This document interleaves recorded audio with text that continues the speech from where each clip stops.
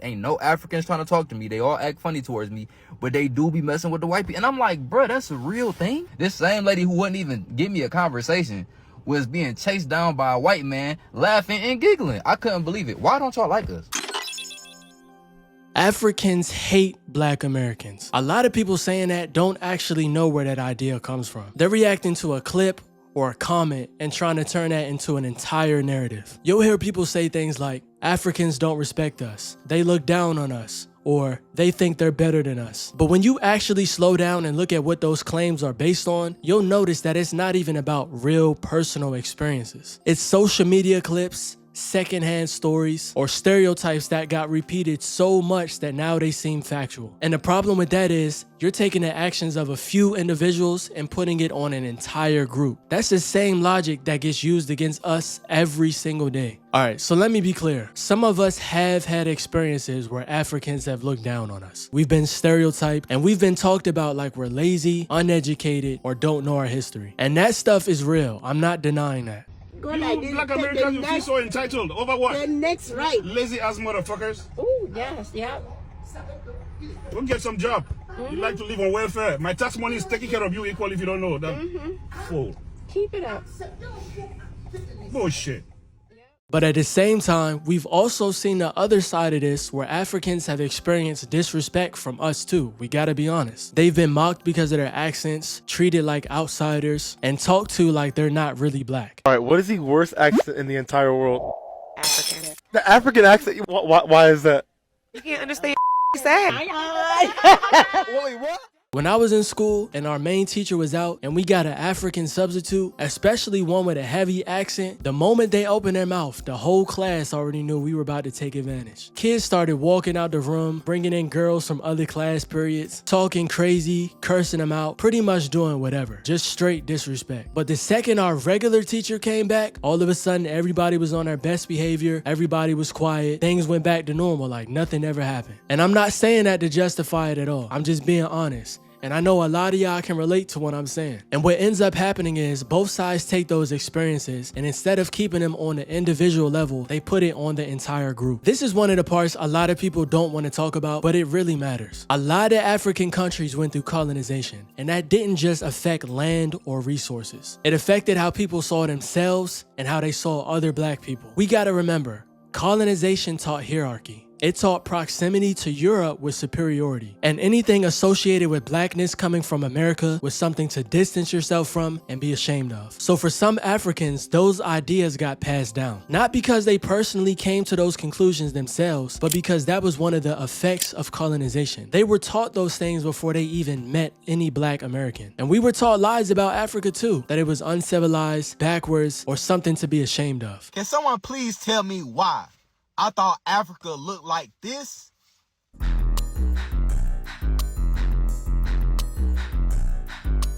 That is not Africa. I did my research on my FYP, bro. I did not think Africa looked like this. I'm from America.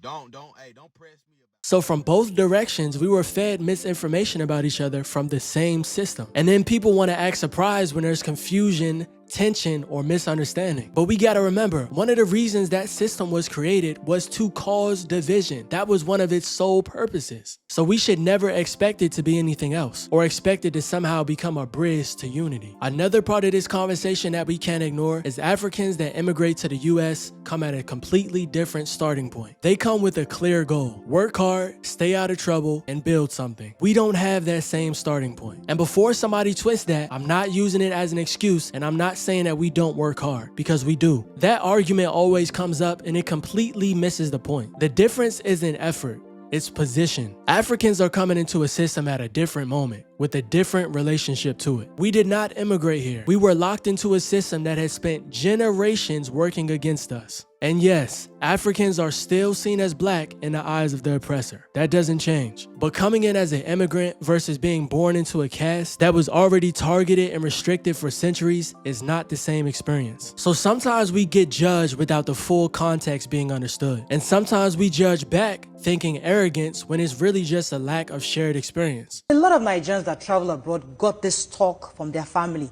where they'll sit you down and tell you, you're going there. Don't go and talk to those Black Americans. You just go and get pregnant. You get into drugs. You they give you that talk that just go to the white community, find a nice place. They just go and be decent.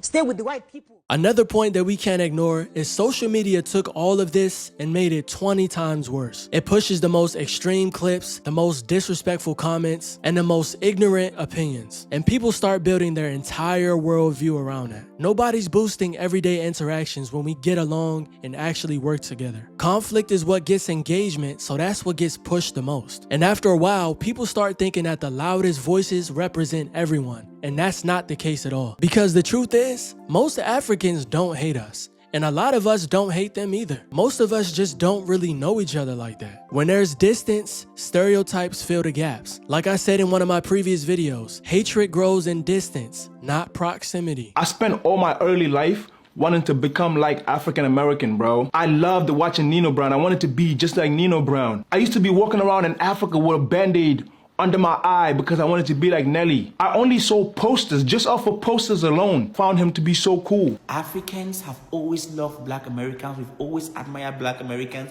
from their music, their bandanas, their way of talking. We've always admired you guys, and Black Americans also love us. That's why the most extreme opinions usually come from people that have the least amount of real life interactions, or one bad experience that they use to label an entire group. But even with me saying that, some of you still aren't convinced. So let me show you something. If you haven't heard about this guy yet, you might actually be living under a rock. His name is iShowSpeed, and he's one of the biggest, if not the biggest, streamer in the world. And for those that don't know what he does, it's pretty simple. He goes places, he lives his life, and he streams all of it. Whatever he's doing that day, the camera's on. The reason why I'm bringing him up is because he's doing a tour through Africa. Different cities, different countries, different cultures. And this really matters because like I said before, growing up, we were only told negative things about the continent. But if you watch his streams, even for a little bit, you'll notice something completely different. Everywhere that he's gone so far, he's been shown nothing but love, hospitality, and respect. He toured across Europe as well. And I'm not saying every single person treated him bad. But if we're being honest, he experienced a lot of racism over there. And it was the same thing when he went to China. People were throwing bananas at him, giving him fried chicken, pretty much playing into all of the stereotypes. But in Africa, it's been the exact opposite. It's nothing but straight love. And honestly, in my opinion, he needs to be careful because what he's doing right now totally goes against the entire narrative that the US has been trying to feed us for so long. His streams completely destroy that. God forbid. But I would not be surprised if somebody tried to set him up with somebody that looks like us. But like I said, I really hope not, because what he's doing is amazing. I already know what some of y'all are gonna say though. Well, they're only treating him like that because he's famous and he got money. And if that's really how you feel, cool. I can't change that because it seems like you already got your mind made up about it. But what people don't talk about is that there are plenty of regular Black Americans that go to different countries in Africa and get treated extremely well. I'm talking king and queen type of treatment. And there's no fame involved. It's just respect. Also, I'm in Africa for the first time. Do I feel exponentially better? Absolutely. Is my hair softer? Yes. Is my skin brighter? Yes. So do I regret coming to Africa? Hell no. Yeah. One of my biggest regrets is not getting here sooner. You know, I wish we'd have got here a little earlier. This is the part that I want everybody to sit with. Who actually benefits when we're divided? Division amongst Black people has always been a tool. As long as we're arguing about who's more legitimate, who's more deserving, who's better, the system is the only thing that benefits from that. And the same system that created those conditions don't have to be challenged. The white man does not want us to be unified. If we genuinely understood each other and moved in unity, that would cause a major disruption globally. Economically, socially, politically, all of it. We could genuinely change the entire balance of power. Just look at Ibrahim Traore. He represents what Africa could look like if leaders stopped governing for Western approval. If you don't know who he is, I suggest you do your homework because he's pushing unity on a continental level. That's why there's always been an incentive to keep us separated. to always keep us suspicious of each other, to keep us arguing over who works harder, who's more legitimate, who's right, and who's wrong. Africans get told not to associate with us, and we get told that they think that they're better than us. And both sides end up policing each other instead of challenging and questioning the system that set this up in the first place. So if you don't get it by now, everybody's getting played. Division amongst black people has always been easier to manage than unity. And the moment black Americans and Africans stop seeing each other as opposites and start seeing each other as connected, the whole dynamic shifts. Never forget, that's what they fear the most.